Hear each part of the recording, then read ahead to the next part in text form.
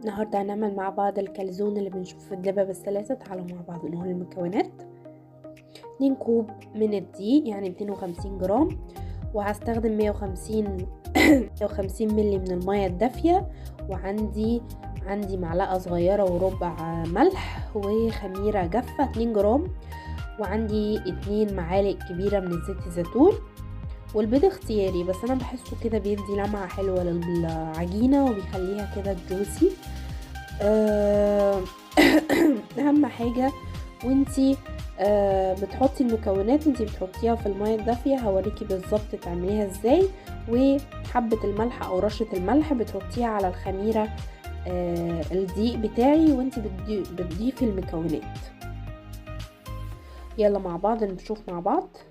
هنزل بمعلقة السكر وادوب السكر في المية الدافية بتاعتي واديلها تقليبة، وانزل بمعلقة الخميرة، هنزل بمعلقتين زيت الزيتون، وهحط البضاية بتاعتي.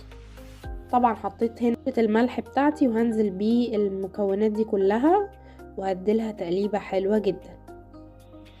لازم ألت وأعجن عبال ما الخميرة تستوي. هعمل صوص الطماطم، عندي 3 طماطم حطيتهم في الخلاط، وهنزل بالزيت معلقة زيت، وهنزل بالثومية وهسيبها كده تتعمل. هنزل بمعلقة الفلفل رشة فلفل ورشة ملح،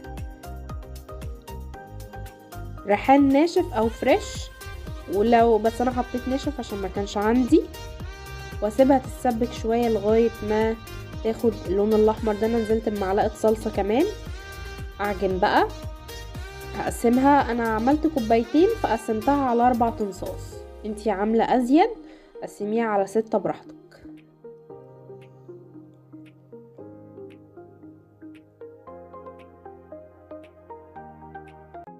هفردها بقى كويس قوي، برش شوية دقيق تحتيها وبفردها كويس قوي من الجوانب، يعني تاخد معايا الشكل النهائي ده.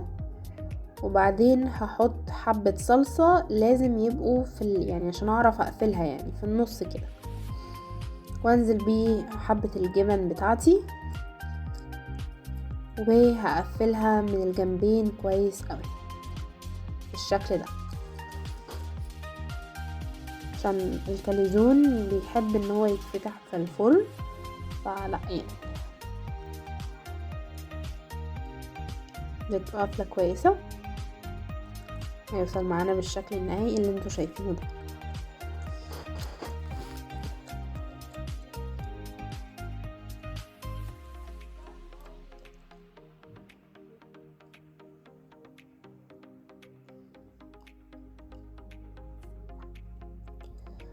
وعشان نديله شكل الكرتون طبعا هجيب ورقة زبدة واحط زيت، همسك الشوكة بتاعتي واعمله خرام كده حتى عشان الهواء يطلع منه. مش حابة براحتك. انا طبعا دهنت الوش زيت زيتون، مش عايزة تدهنيه وتدخليه الفرن برضو براحتك. بتسخني الفرن قبليها وبتدخليه. هيقعد معاكي 6 دقايق تقريبا، هيوصل معاكي بالشكل النهائي ده. بصوا الكبدة بتشد معايا ازاي. بجد بجد لازم تجربوها، طعمها خطير وهي خطيرة بجد. ومن الوصفات فعلا الكرتون اللي تحبي تعمليها كتير. شكرا جدا والسلام عليكم.